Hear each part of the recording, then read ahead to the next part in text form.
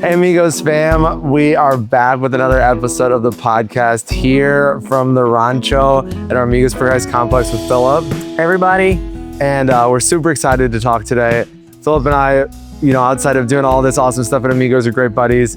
And so we're excited to share some of the stuff that we have been able to experience together recently and just inspire us today. So, about a month ago, we were out in La Grecia, La Grecia número dos, La Grecia 2.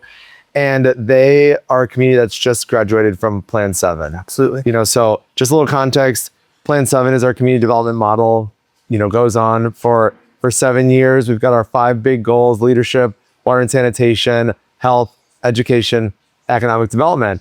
And, we've been able to be a part of these graduation ceremonies where communities will get to a spot and they say, all right, we have finished our 7 years and we're ready to go. We're ready to be, continue to be true owners of our development.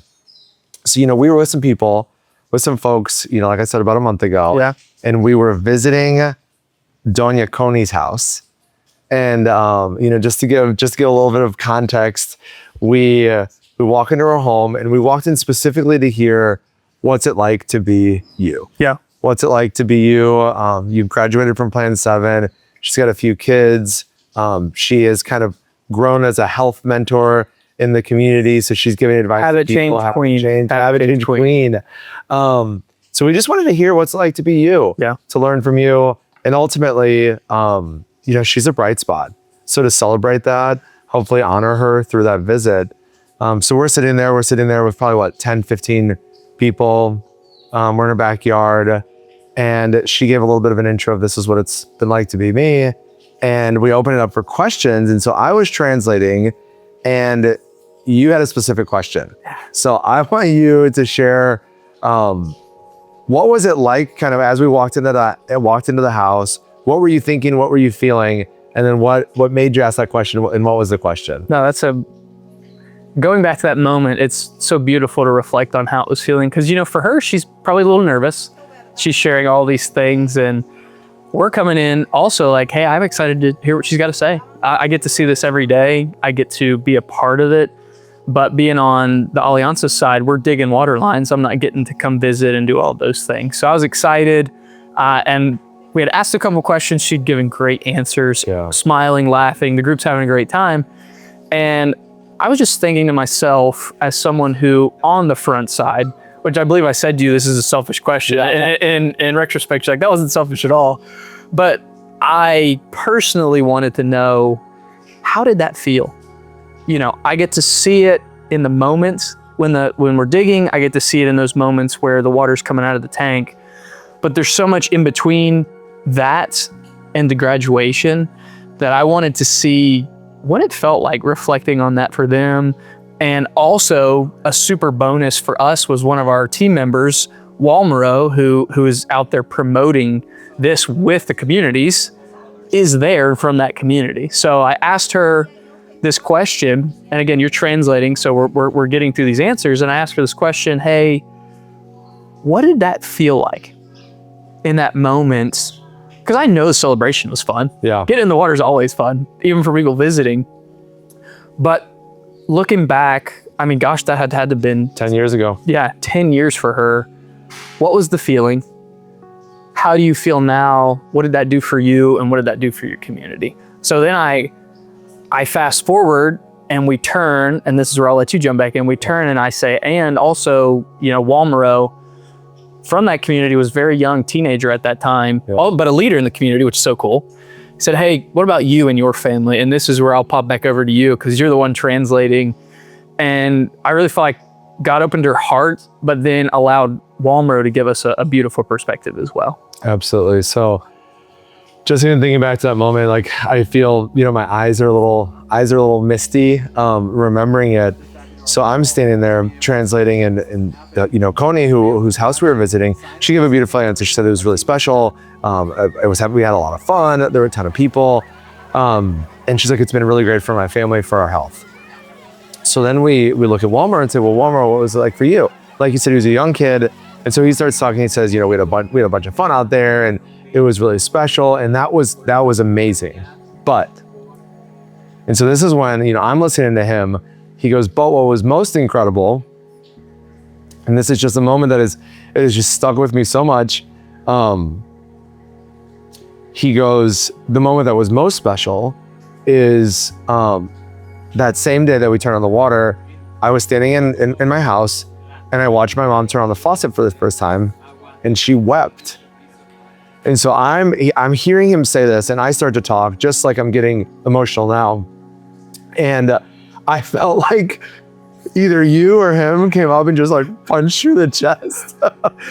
I truly like didn't have air to say. And I told everybody, I was like, hey guys, sorry, I just kind of caught me off guard here. But then I shared with everybody what he said. And for me, it's an incredible blessing to be a part of all of what we do. Yeah. All of it. It's an incredible blessing. One of the greatest gifts life has given me. And in that moment, I saw it in a different way. Yeah. I've been to, a lot of celebrations and we've been right there. But for some reason, when Walmaro shared that, maybe it's because I've been to his house. Maybe it's because I could picture the spot he was talking about. Maybe it's because, I helped interview him when he came to be a volunteer here and then joined our team. It's probably all those things that come together, but also just an immense amount of hope. So I was sitting there kind of, losing it for a second there. And it meant the world. So I would love to know from your perspective, you got this whole thing rolling. You started this for me. So what was it like to be you? What was it like to kind of sit there and witness all of that? You were kind of sitting in the back, yeah, very humbly. What was it like to be you in that moment?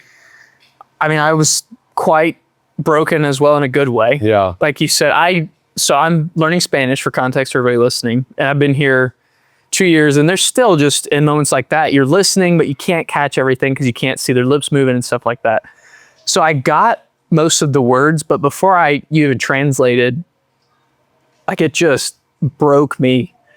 And the people sitting it, which are a very serious group of people, like you could see the reaction from them because it's so personal. I think transformation gets it's this big word we love to use because it's real. But transformation has names. And in that moment, it wasn't just Walmaro, it's his family. And the fact that that's what he remembered as a young kid, not jumping in the water, not being able to celebrate that, it's to see my mom, all she's done for me, all she had done for me up to that point, supporting him as a leader of the community, to be so blown away that God saw her and brought that water to her house. It just, like you said, it not even a new perspective, but just a fresh perspective on the same thing. Because you get to be in such a special environment where there's thousands of people who have gotten clean water. Yep. But that's not normal. It should be. I praise God that one day it will be. But we get to meet and learn so many names and stories that transformation does become so common that when you get to put a face and a name to it, it just makes it that much more special. And in that moment, that's what it was for me. And I go back to that day too, where if you're having a hard day in the ditch, you're like, I'm tired of this, it's hot here. Which we just had. Which we get every week. You get to look back and say, no, there's people who, they're working for their transformation. Don't get me wrong. But we are also partnering with them and we get the opportunity to see that and to have those more moments where people will be weeping with joy that God saw them and that through water, their life has changed forever. Yeah. I was thinking about, as I said, I haven't been able to shake this. I've been thinking about it constantly. And especially, Monday morning, we get our whole team together. We have our Monday morning party, getting everybody kind of our little pep rally, everybody ready to go. We go out to Tintana Response. Yeah. And, we pull up on the bus and it seemed like forever. It seemed like forever. And the first thing that I thought was about that moment with Walmaro. Yeah. I was like, so soon, this community, just a week ago, another community celebrated their water inauguration. We're about to have another celebration. We have many more systems. Their goal is nine systems this year. It's like every single one of those people and every single one of those families and every single one of those communities is Walmart was reflecting back that same joy. So it meant a lot. Great perspective on it. Allowed that clay to just not be as crazy and frustrating and strange to try. Is this a shovel thing? Yeah. Thing? Should I just pick this up with my halo? But yeah, I think transformation is one of those things where in the moment, there's just so much going on. It's like taking time to reflect and look back is helpful. And, you shared with me a story recently that I would love for you to share with everybody about taking a moment to kind of look back and what that means for you. So, yeah. So my brother-in-law got to come for the first time a couple weeks ago, which was awesome. And a big part of my sister's story, her husband got to come. So her story as Nicaragua really changed her life and her perspective. And she came in and did long-term volunteer and all that stuff. So to get him here was just a gift altogether. Again, perspective you're talking about. You see it through their lens. You're like, oh my gosh, this is so special. But we're on the volcano, which any of you listening, you know that is either your favorite day of the week or your least favorite day of the week, depending on your view on it. And we're going up the front side, which we call the hard side, and then the super hard side, and then the back is the hard side. We're just being real with people. Beautiful view on both sides, but you're going up the front, and as you're climbing, you're looking up, and you can see the peak, but it never gets closer. Yeah. You're crawling, you're climbing, you're stepping, you're talking to your buddies, you're losing your breath, and you look at each other, you're like, did we go anywhere? Right. Yeah, it's been 15 minutes. We've been walking for a million years. Is this a treadmill? And you look at your watch, you're like, no, surely we've been going 10, 15 minutes. And then you look behind and where the cars are parked and the bus is parked. Okay, the bus is getting smaller. I must be going forward. Yep. And I think it's so true with transformation is, like you said, you get in the middle of all of it and it happens so fast and there's so much intentionality. And there's so many benchmarks that we're trying to hit just to measure what God's doing. And sometimes you're like, man, it still feels kind of far away. Especially with those 7 years, I'm sure those communities are like, man, we got the water, but 7 years feels like a long time. But sometimes in year 3, you get to look back and you say, no, the bus is getting a little smaller. Yep. Something's happening. And the beauty is I'm with people. On the volcano, I'm growing with the people around me. And you could look forward and be frustrated that things don't look like they're changing, but you could also look back and thank God that transformation is happening. And that's what that moment was for me, is looking back and Walmro looking back and, Doña Terry and, all our friends in these communities saying, no, look what God's already done. He's got so much more to do, but my encouragement to everybody is in life, there's moments where you're going to feel stagnant, you're going to feel frustrated.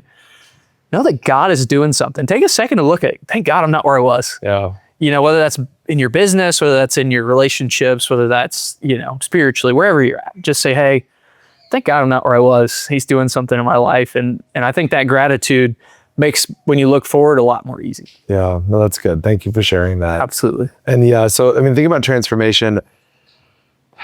It's endless. Yeah. When we choose to really see it, recognize it. So thank you for joining. Thank you for sharing. Thank you for kind of being the spark in that moment with Walmro and with Doña Connie and La Grecia, with everybody else who was with us. It was one that I truly won't forget. So thank you for that. So Amigos family, whether you are, driving in your car right now, listening to this, or you're on a jog, or you're on a bike ride, or you're hanging with friends and family, or whatever it looks like, we just want to say thank you for being a part of all this transformation that we got to share. It's possible because you're fueling it, because we're all doing this juntos. So we just want to say thank you. Thank you for being a part of this life transformation in Nicaragua and beyond. Love you guys, and looking forward to having you tune in soon to the next episode.